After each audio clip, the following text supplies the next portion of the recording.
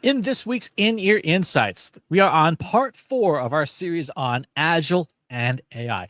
This week, we're going to kind of put a bow on everything by talking about the one part that we really haven't talked about so far in the 5 Ps of Agile and AI. We've talked about what Agile is. We've talked about what prompt engineering is and shown some examples. We have talked about applying Agile to prompt engineering. What we have not talked about is the people. The people. Katie, how do we create and empower people with both agile and prompt engineering? Because for a lot of companies, this stuff is still so new, and it feels like implementing both agile and prompt engineering at the same time, generative AI at the same time, could be a bit overwhelming.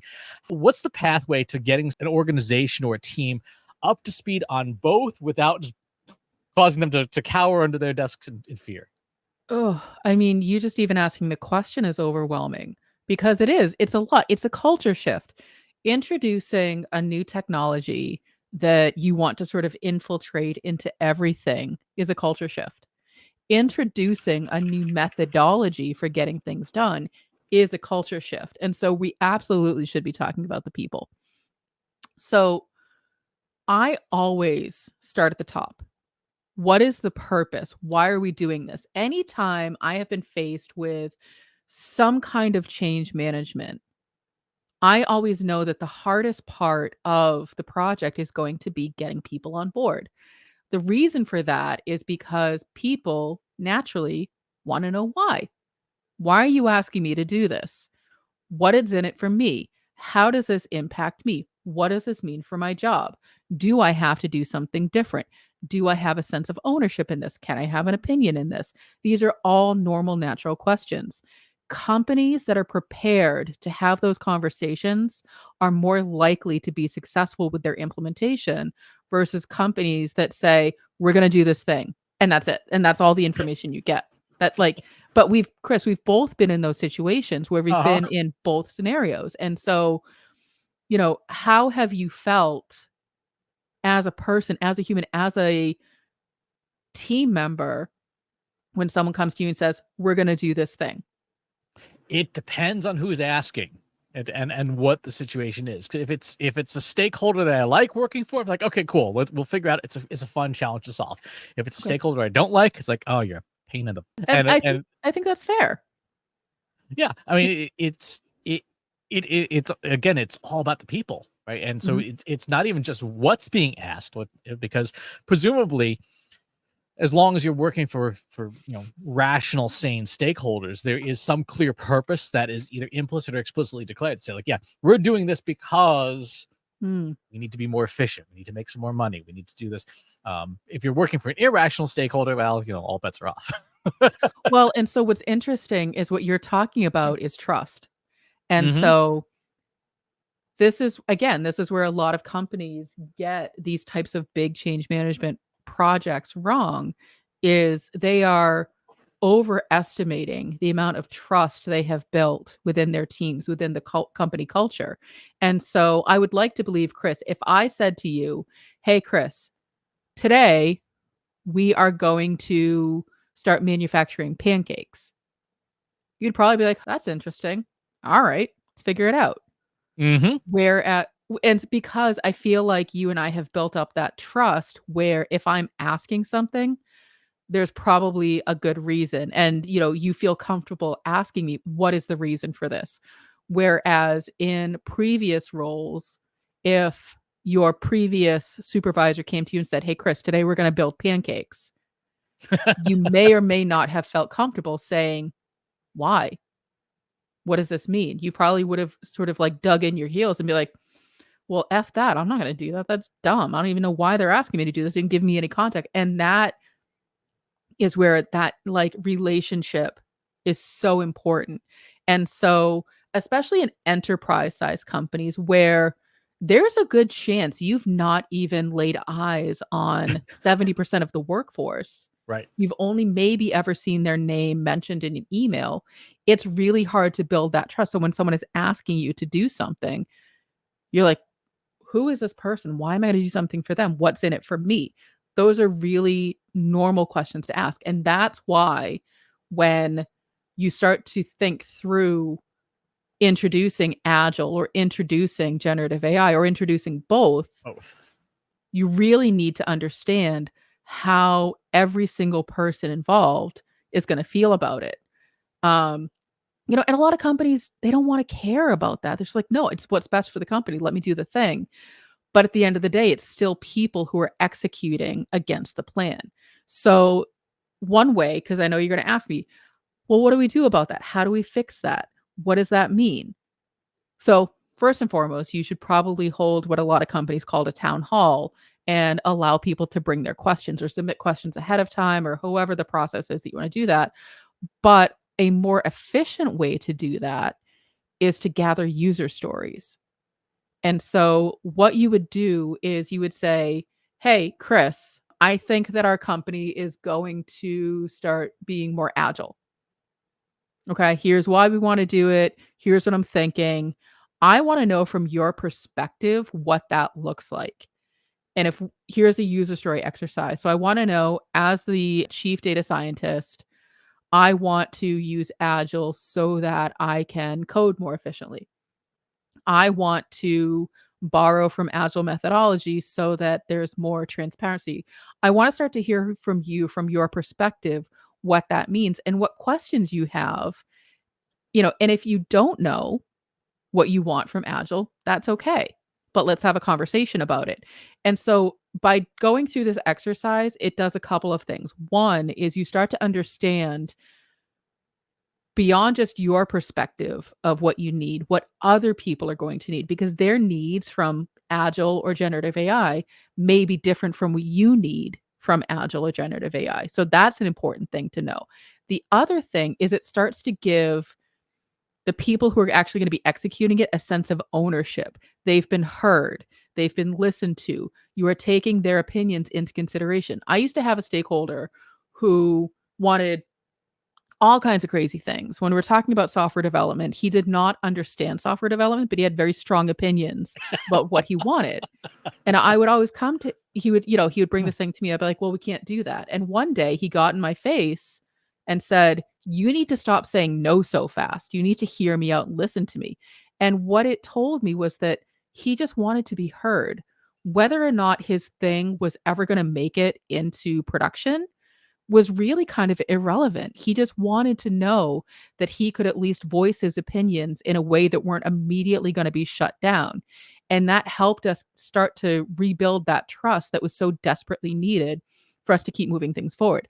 And so that's a big part of this is the more people you have involved, obviously the more complicated it's going to be, but even if it's just between two people, even if it's just between myself and Chris, we have to build that trust.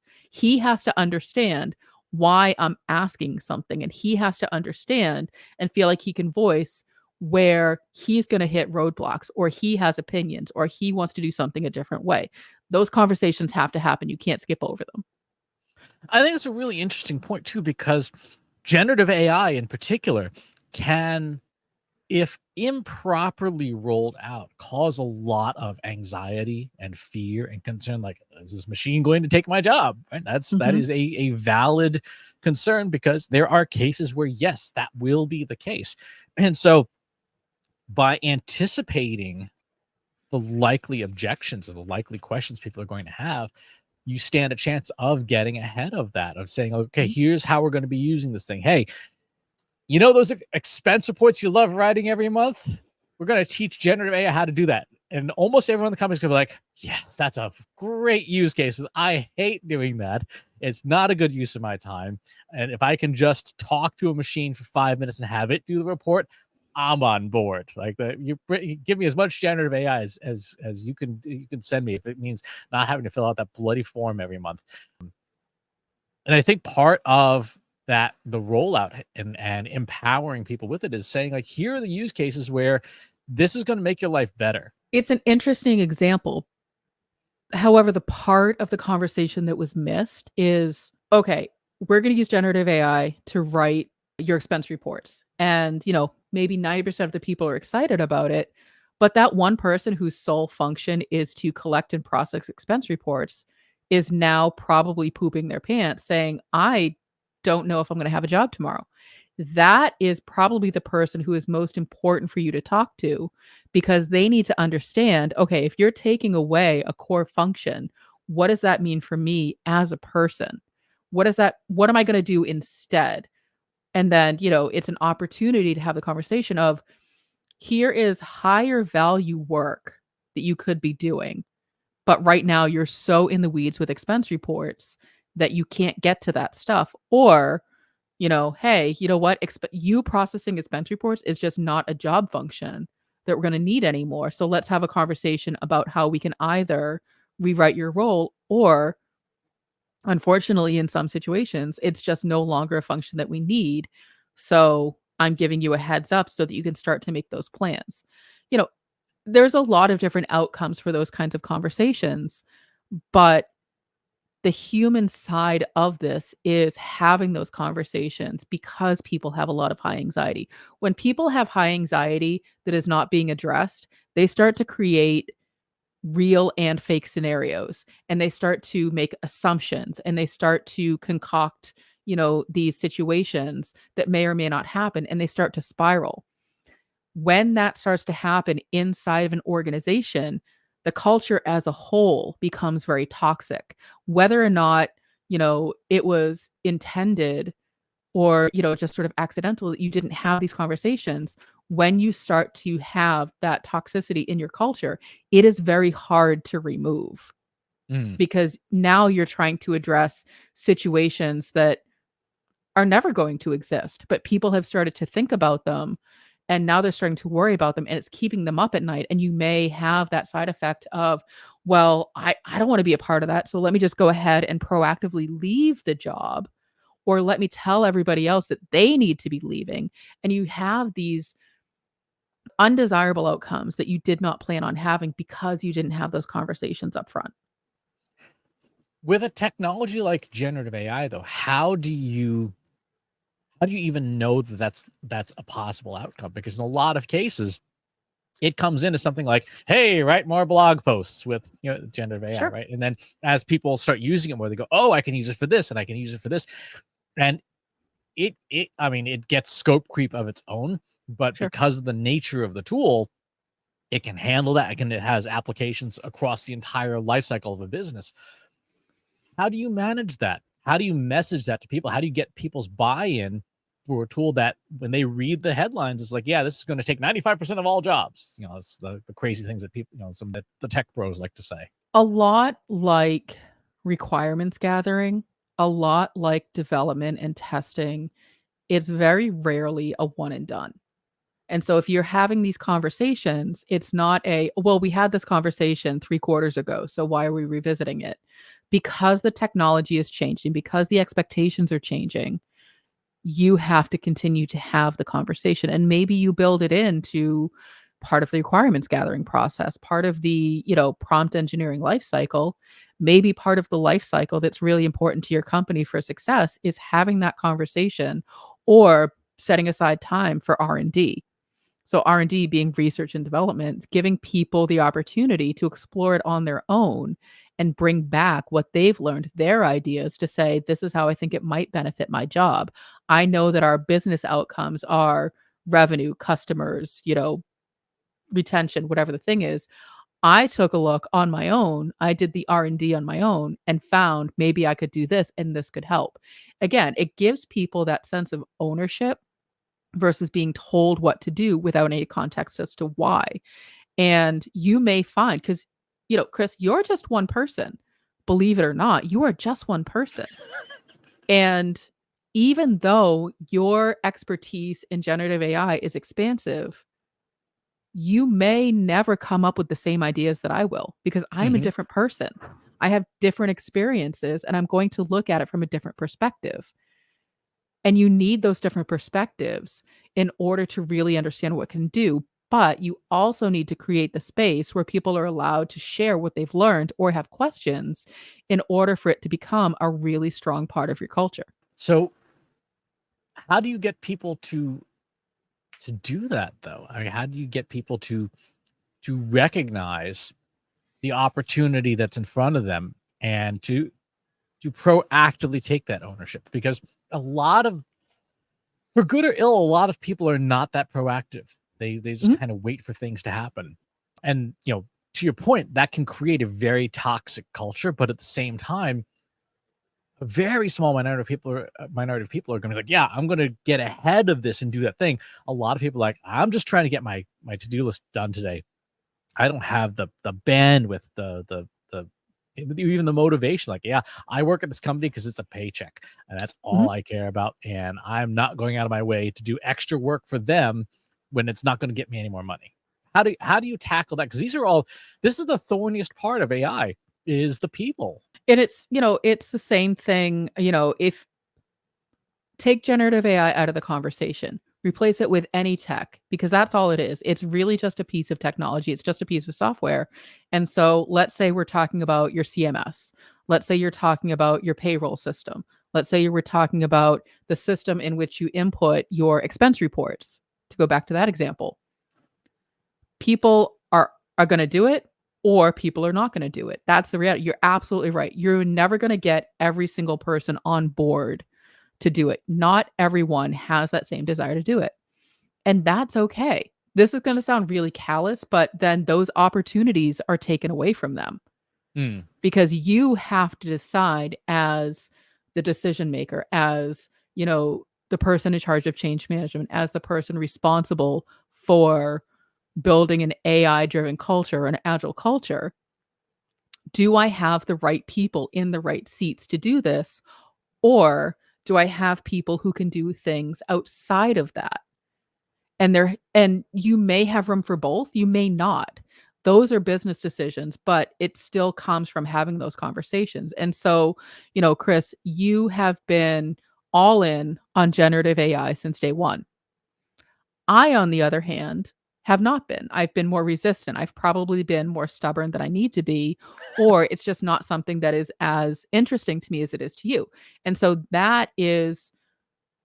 that's sort of like that friction that you and I need to continually navigate, continually talk through.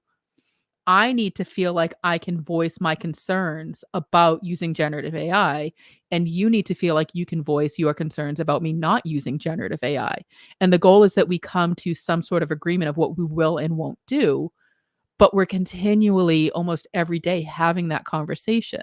And it's not that we're sitting down dedicating time like, okay, today we're going to talk about this. It's that it's just part of our natural workflow that we have that open and honest communication about the thing. We're both learning from each other, our perspectives on this particular piece of tech.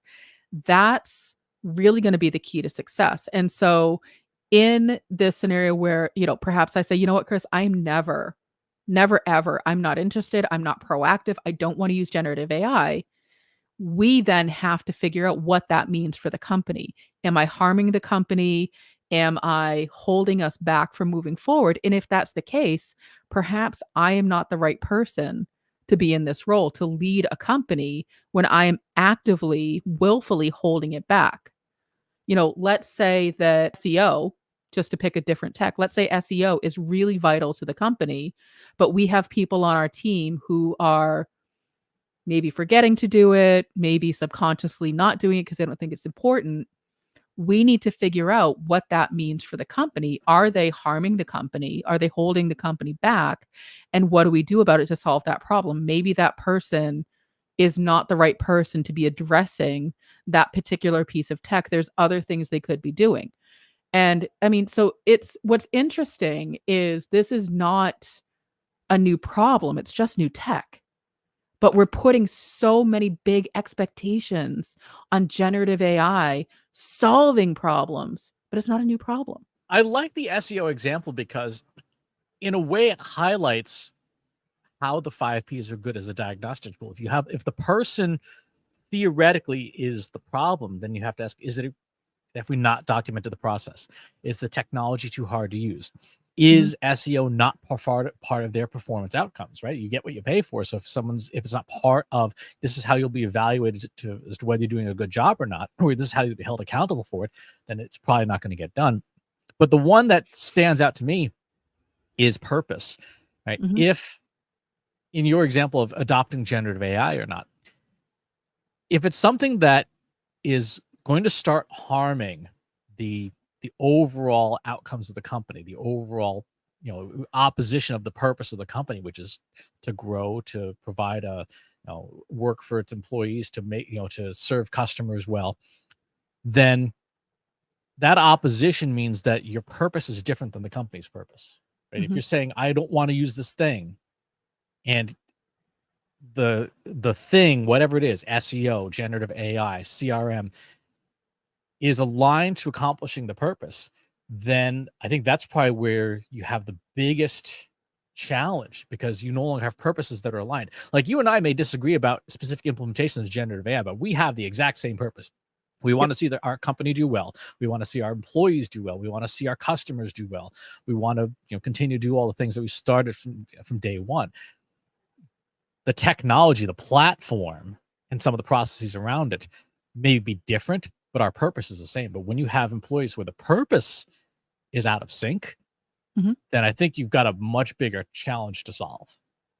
Well, and that's where having that user story exercise is really helpful because you start to understand what their purpose is, what their perspective is.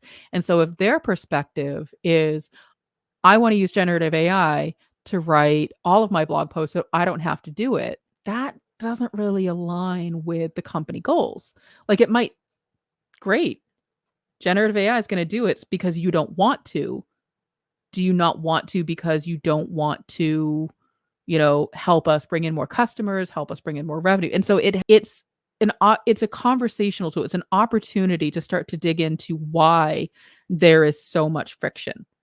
It's people are tricky. You're absolutely right. The hardest part of all of this is people because you have people who are all in, they're team players. You have people who are, independent contributors. They just, they don't want to work with other people for a variety of reasons. You have people who have their own agenda. You have people who have their own reasons for doing things or not for doing things. You have different levels of comfort. You have different background experience. You have different, reasons for even showing up for work every day. To your point, maybe it's just a paycheck and they don't really care. They're just going to do the bare minimum so that they can collect the paycheck. They don't care about advancement. They don't care about being the best. They literally just need to keep the lights on at home. And then you have people who are over ambitious. Give me everything. Let me do the thing. That's the hardest part, is navigating, figuring out where all of those different people fit into this new organizational structure, into this new culture of agile and generative AI.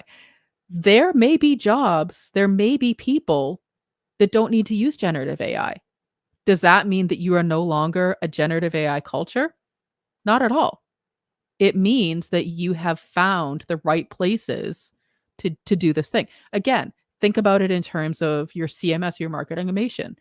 Your accounting team may not need to ever touch your marketing automation system. Probably shouldn't. Does that mean that you shouldn't use it? Absolutely not. It just means that you are matching the roles and the purpose to the right people and the right outcomes. Exactly. And it sounds like, sort of to sum up, the technology itself isn't as important as making sure that the people are aligned with the purpose, and that any technology or any methodology is clear to the people how it aligns to the purpose. And if it's doesn't, if there isn't a clear line of sight to the purposes of a company, of a team, of a manager, of your job, then yeah, it's going to be a very difficult task to get agile or generative AI or anything implemented, because ultimately people will see that it is not aligned with maybe their purpose, and certainly not aligned with what the company is trying to do. And so it will be probably an expensive waste of time. When I was a product owner, I remember I would every week I would sit in product owner meetings. There was 3 of us. And then the COO would come down and meet with us and sort of tell us everything that was going on. And every time she walked into the room, the COO, she would make eye contact with me and just say, "Don't you dare." Because she knew the first question I was going to ask is, "Do we have business goals yet? What are we doing? Why am I doing this? What am I working towards?" And so I struggled in my role because I didn't know what direction I was going in.